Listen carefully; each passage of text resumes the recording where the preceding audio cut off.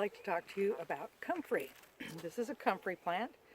Beautiful plant. This particular plant came from a start that I got from my mother about 30 years ago.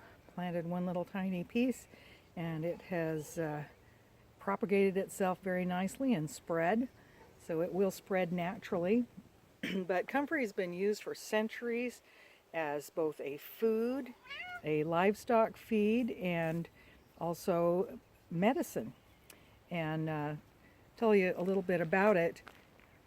It's got some demulcent properties. It's been used for coughs, colds, bronchitis, and other lung afflictions.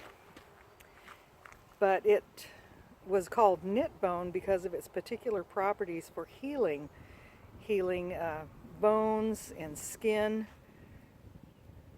And it actually is very effective in doing that. It has a substance called allantoin, which is a really soothing and healing thing. This particular batch has been tramped down because a bear has come through here, so it's gotten smashed down a little bit, but it won't hurt it. It'll grow back just fine.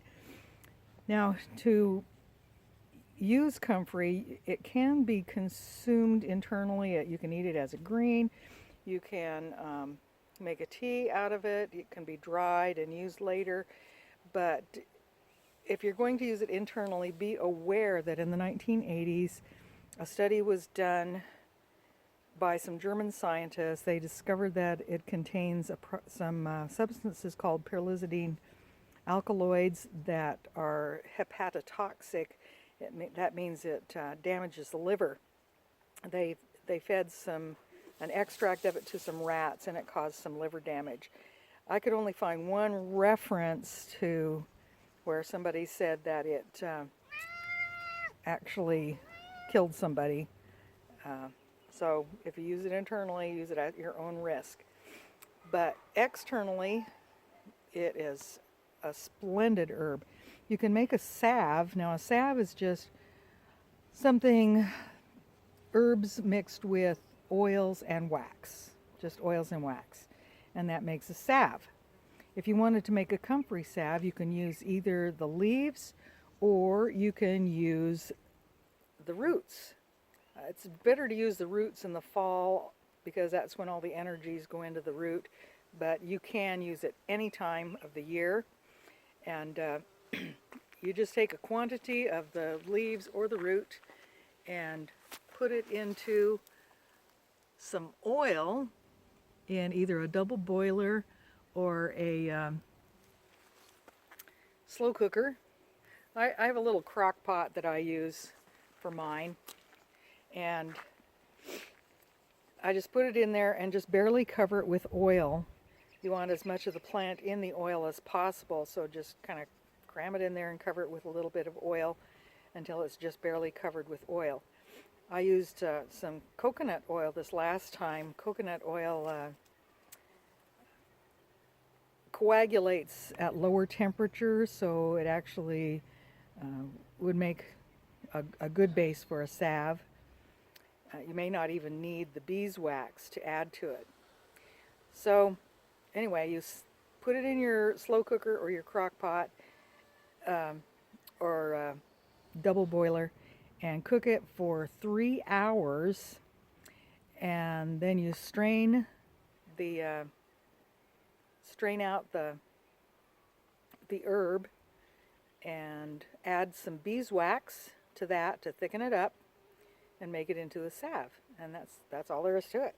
It's pretty easy. You don't need very much beeswax to thicken it up, just a little bit, and you can add more or less according to how thick you want your salve. And I like to add just a little bit of lavender oil or tea tree oil or both to give it some more bacterial fighting properties, because by itself comfrey doesn't kill germs, but add a little bit of that and it really helps. I also like to mix it with broadleaf plantain to make an insect bite remedy. And let's see, right down there. Oh, hi, kitty. Yeah, there's the cat.